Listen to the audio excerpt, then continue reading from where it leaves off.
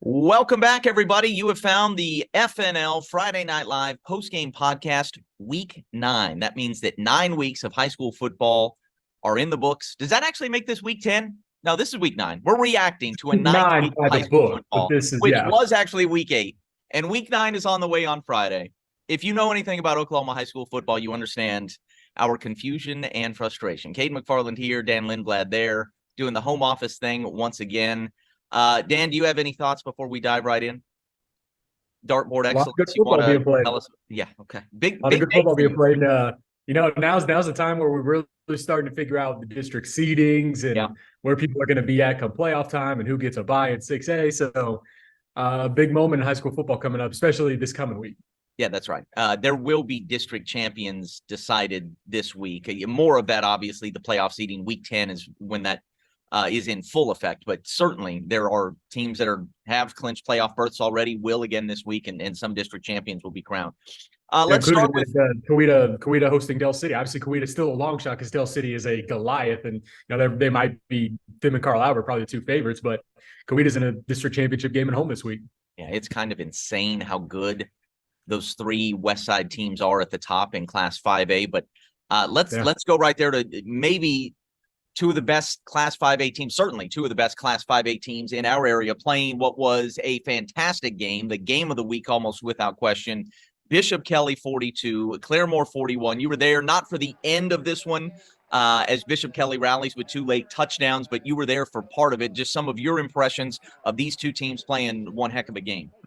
I mean, it lived up to the hype for sure. We really wanted to see how Claremore would stack up against Kelly. Kelly probably had a little bit tougher of a run up to this point, having already played Collinsville and having some of the tougher games out of the way. So we really wanted to see how Claremore stacked up, and they both drove down the field, first possession, scoring touchdown after touchdown. I think I was there for probably 15 minutes of game time before I had to go back to the station and edit and get ready for the show. And I left with 5 touchdowns, including a kickoff return. We had a running touchdown, a passing touchdown, and a kickoff return touchdown. I mean, it was, and as you mentioned, Kelly wins 42-41. So that's huge for them as they still undefeated in district and haven't already beat Collinsville. They still have Grove, which is not going to be an easy out by any means, but you look at it, that's probably their lone game from being a district champion now that they got the win against Claremore out of the way. Yeah, Claremore was it 7-0 for the first time since the 70s? Yeah, Is since that what I read? I was talking to the coach about it, and there was a little question if it was 77 or 79. I think we decided on 1977, but regardless, you're talking what, Long almost time ago, 50 buddy. years in the past. That's a minute ago. Claremore having a great season. More from them coming up in this podcast as our player of the week was actually a players of the week. And you will hear from quarterback Braxton Etheridge and wide receiver Gage Deckard here in a little bit. And yeah, JJ Tapana just keeps doing it, man. Last year was a bit of a rebuilding year after a really fine, I guess, what was that, 2021. And I don't know that I expected this from this group. They served notice with their first win of the year, which was an upset of Bishop McGuinness. And this is now 3 wins over top 5 teams that were ranked higher than them at the time of the game so far this year.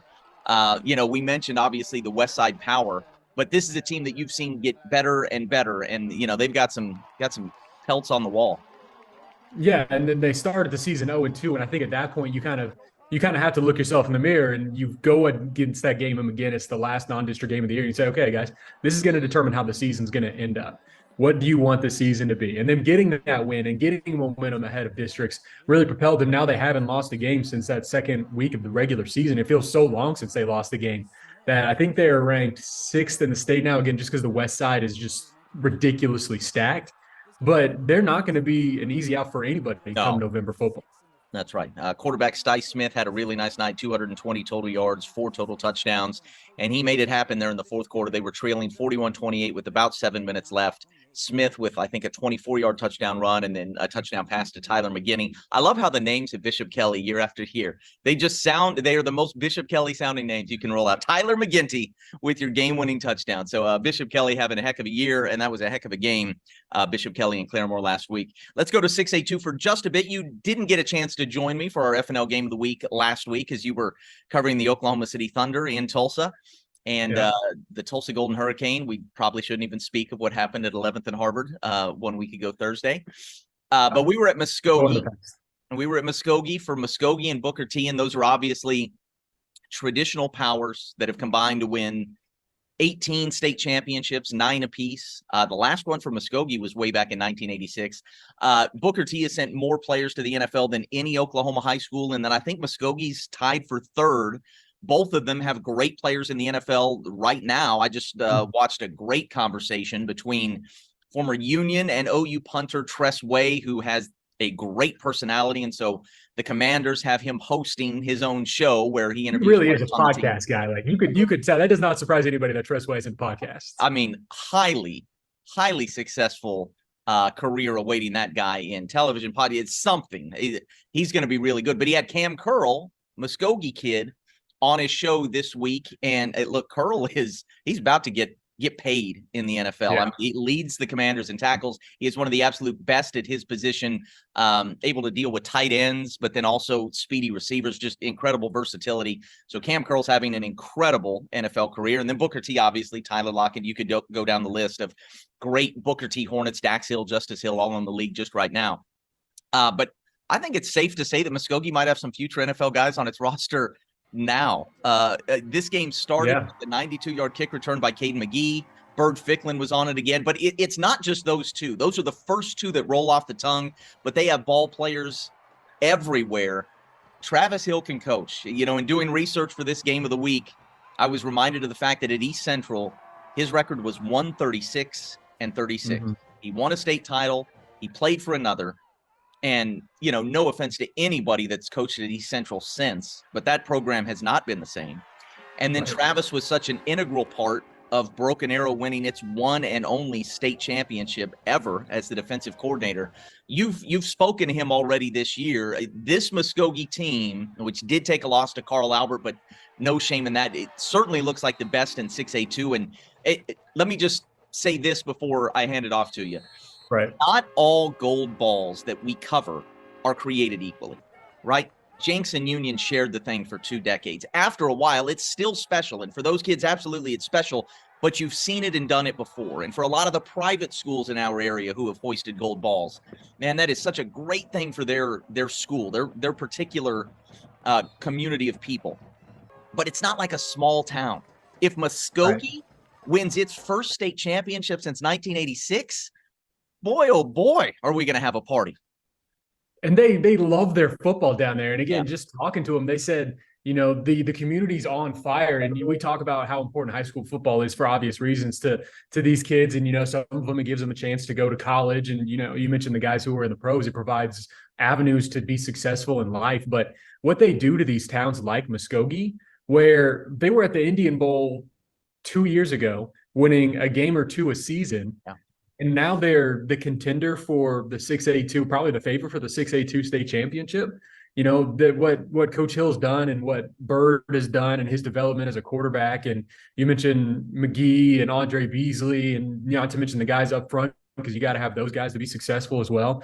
You know, they're just putting it all together right now. And it's one of those, you know, we're excited whenever, you know, Wagner wins 3 or 4, or however it's going to be, or, you know, Union and Jenks battling back and forth. But like you mentioned, whenever you get a team that hasn't tasted this success in 40 years ish, it's just, it's such a thrilling story to talk about. And they're not reaching that gold ball just yet. They still say we need to improve on some things as you want.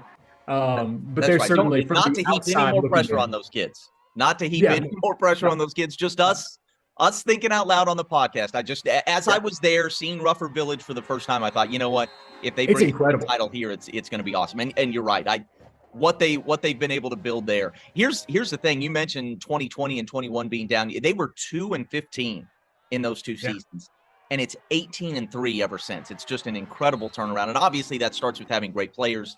But that coaching staff, Travis Hill, what he's done, it's not by accident that everywhere he goes. The kids notice that. The kids don't want to lose games, obviously. And if you're going 2-15 over 2 years stretch, you're not going to have a full stadium because people aren't going to, you know, be thrilled about football season. But then you have a season like now, and it's just going to reinvigorate the entire town. No question. All right, one last thing I want to hit on before we get to our game balls and our plays of the week. How about the Kiefer Trojans? 8-0. doing it in dominating fashion. Most recently, man, Beggs has multiple D1 guys on the team. They beat the Beggs Demons 68-6. Offense, defense, special teams. Obviously, the great players on that team are playing both ways. I mean, this is a real contender for a Class 2A state championship, and it would be the program's first ever. Yeah, and Beggs having a little bit of a down year, but it's still the Beggs Demons. They're still going to put up a fight each and every game. And I remember watching Kiefer. I think it was week 0, week 1, week 2, one of those. They played Noah here in Tulsa, right? And I didn't know much about Kiefer. You know, yeah, we were mostly there for Noah and maybe the number one recruit in our area, Danny Okoye. And but you came back and said Kiefer's pretty good. Yeah, I said Kiefer's. We got to watch out for this squad. I didn't know they were going to be, undefeated this late in the season, but they got players at the most important positions, and Gentry Pendergraph is just dominating everywhere on the football field, and they know how to get different guys in different spots where they can be successful, and they do it on. I remember one of the big highlights of that game against Noah was pass out to the flats. Corner came in and hit the receiver, ball pops up, another guy's right there, and he was a freshman, and he ran back for another 10 yards, set him up for another touchdown. They just do everything possible. And, we talk about the next 2 weeks deciding everything. They have a huge game, not this Friday, but next Friday, as they will take on Victory Christian. Mm-hmm. And what's going to be a top 10 battle in 2A, and what's probably going to decide who's the number 1 team in that district. No question. Trent Worley, head coach in his 5th season. His son Jackson Worley is the quarterback. He's thrown 18 touchdowns so far this year. You mentioned Gentry Pendergraph, and once again chasing their first gold ball. And Victory Christian and Kiefer is a great transition into our game ball segment. I don't know if you caught this as we record this. This is Tuesday. I don't know if you caught my game ball segment last night, but I said I think this is the best we've had so far this year in terms of what was accomplished by these 3 nominees. Last week. Let's start with the guy from your alma mater, Caleb Barnett. 12 catches, 175 yards, 2 touchdowns. He has speed for days. Great highlight. He has Broken Arrow beats Enid 44-20. But then we get to Gentry Pendergraph, who you just mentioned. About 100 yards rushing and receiving with 3 touchdowns. Another touchdown on a punt block. So he's doing it on offense and special teams. And then on defense, my man had 13 tackles, 6 tackles for loss, 2 forced fumbles. I think there were 2 pass breakups. I could be forgetting things. Are you kidding me? What a stat line. Did he do enough to help his team? That's the question. Did he do enough to help his team?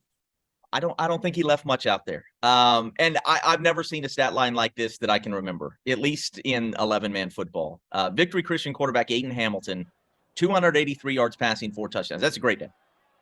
344 rushing and 4 more touchdowns. So you add that up. 627 yards, 8 touchdowns against Sperry. He's going to do that in 2 weeks. I mean, that is bonkers. You did the story on Aiden earlier this year. I know we've talked about him a bit on the podcast. I thought the story was great. He admits he's lucky to be here, having gone through the condition he did as a young fellow. Was it more than 40 surgeries? Yeah, 40 throat surgery. He had to learn to spread his vocal cords so he could talk. I mean, that's nuts. And it is. And he's in a position where he's got to talk. At least maybe not every play the way you can do no huddle and stuff like that. But to overcome all that and then to be this good, what a great story he is. And you can watch that full story on KJH.com, #plug it.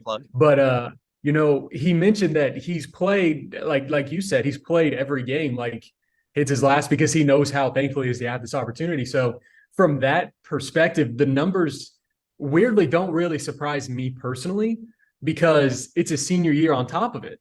So if he's done this his junior, sophomore, and freshman year, playing every season like it's his last, imagine the mentality he's going into his senior season when it is his last year of playing high school football. I mean, he's leaving it all out on the field and then some. Yeah. And I don't expect him to get 8 touchdowns. Those numbers are, just mind-boggling. But the fact that he is just being able to dominate and being able to do everything he can to get Victory Christian's never had 3 straight district titles, and they could do that if they beat Kiefer this year. Yeah, special group.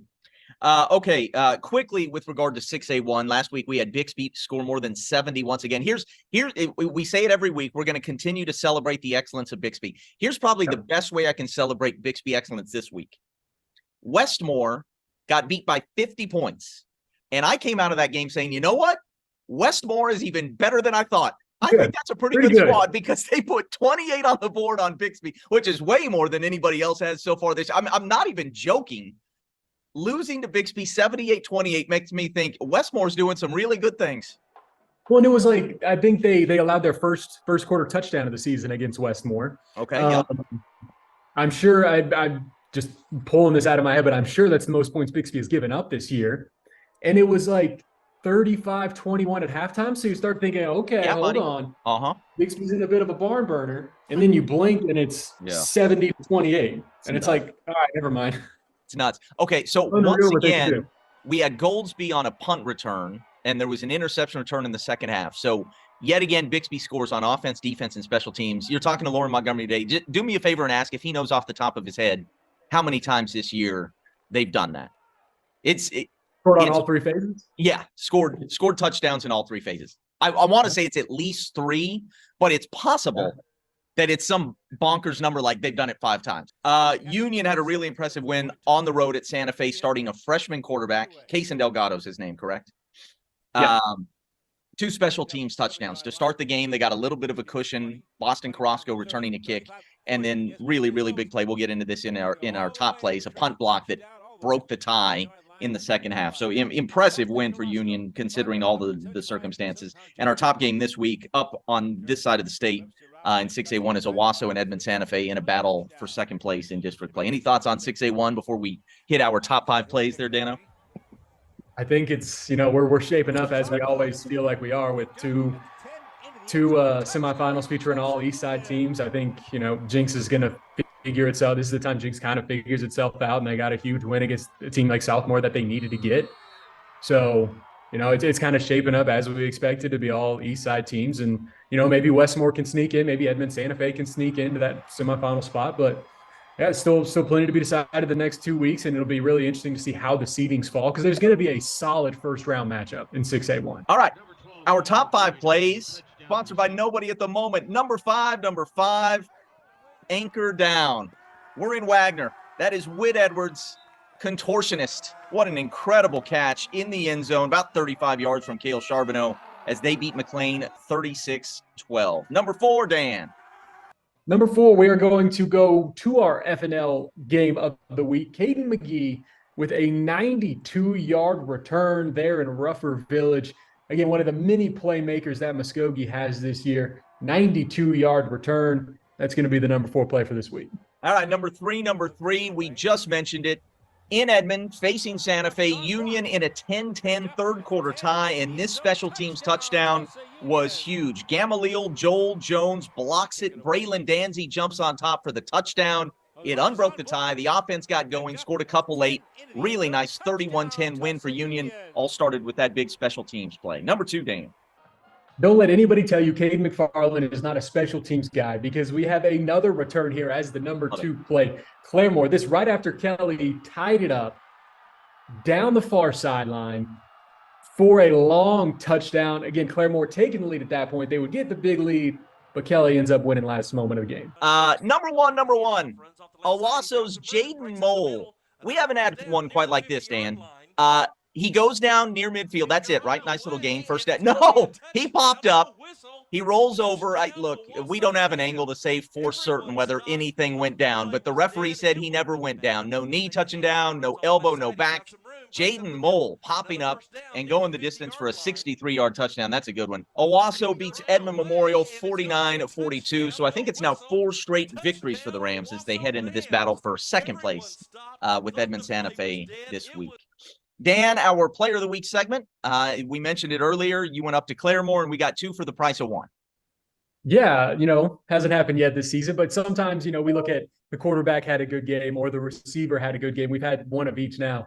But with the way Braxton Etheridge and Gage Deckard have been playing for the Zebras, it was hard to pick one over the other. Both of them just dominating, and we're going to hear a little bit more from them now about how special the season is for Claremore. not only one player of the week, but we've got two here at Claremore. Gage Decker, wide receiver, Braxton Etheridge, quarterback. This Claremore offense has been on fire all year long. How would you describe this offense? I mean, yeah, we're definitely explosive. We have, all sides of the ball. I mean, running, passing, blocking. I mean, our speed. Our physicality. I mean, it's all there. I mean, so it's not just one or two guys. It's everyone on the offense, all 11 of us. So. What is football like here in Claremore? It's amazing. Our crowd comes to support us. Our coaches are great, and it's just a good environment to be in. 7-0 for the first time since the late 70s, 1977.